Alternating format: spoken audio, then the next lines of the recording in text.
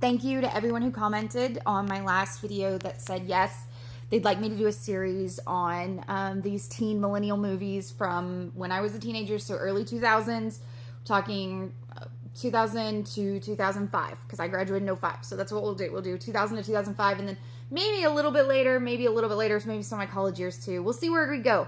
But yes, so the first one I want to talk about, I actually want to talk about two for the first one, because I watched both of them over the weekend because I just went down that rabbit hole.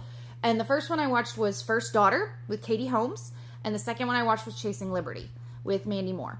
Now, these are extremely similar. They came out around the same time. Let me show you the posters. Hold on. So this is First Daughter with Katie Holmes. And one thing you'll notice is it doesn't, in this poster, mention the lead guy. It was Mark Blucas, I think is how you say it. He was Riley on Buffy the Vampire Slayer. He's also the dad on that new teen drama on Netflix, the Life with the Walter Boys, I think is the name of it. I'll have to look it up later. But yeah, he's on there now as the dad. So full circle here. But very similar. So the premise of First Daughter, if you haven't watched it, sorry, spoilers. She's the president's daughter.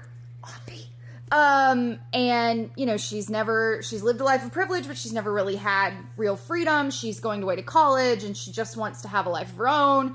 She tries to sneak away from her security, gets away from them, falls in love with this guy that she becomes friends with who is her RA, and then, you know, they keep getting closer and closer. Come to find out, oh wait, he's a Secret Service guy in training who really wants to work for her dad. Yeah.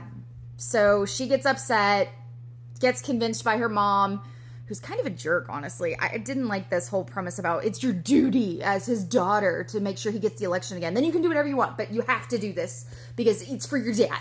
I didn't like that whole thing. But anyway, so she goes and does the election with her dad, comes back to college, which must be nice to be able to just quit and do all that, you know, and not have to finish right away and have that kind of money. But anyway, and then in the end, you know, the guy feels bad and he really loves her. And so they get back together and yay, romance. But he's still a Secret Service agent. It was, I don't know. I don't like it, obviously. I love Katie Holmes. I loved her as Joey in Dawson's Creek. I think she's a fantastic actress. I mean, her daughter's now in college, which is crazy to think about. But I don't like it as much as the next movie I watched. Chasing Liberty. Now, you'll notice in this poster, we have the guy.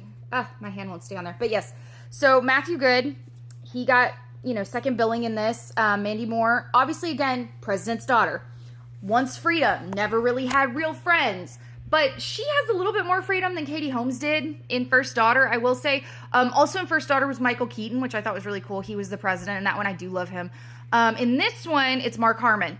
I'm okay with him, but I know there's some kind of controversy around him. If you know it, drop it down in the comments because I can't remember exactly. But yeah, I like this movie a lot better. This one, actually, she goes to Europe and she gets a little bit of freedom, and she, you know, tries to slip her security, which I did like the way they did the security in this one too. You get kind of a little fun romance backstory with the security too, which I thought was so cute and fun, and I love that little side story going on. But she meets Matthew Good, who's this really cute British photographer. And this was actually his first American movie, which I thought was so neat.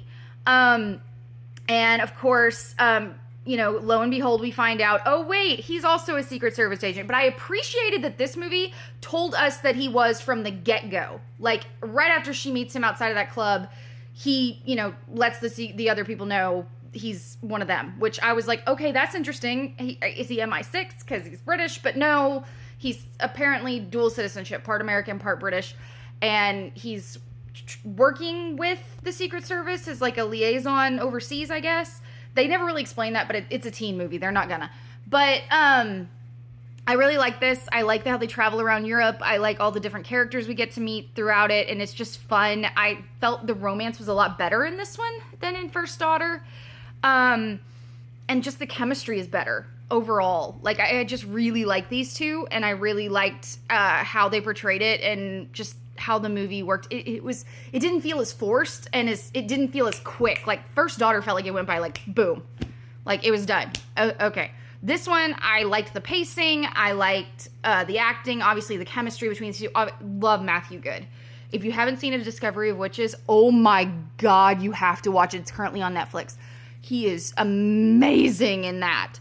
But this is where we first got to see him in America. And also Leap Year. Leap Year is a great movie with him too.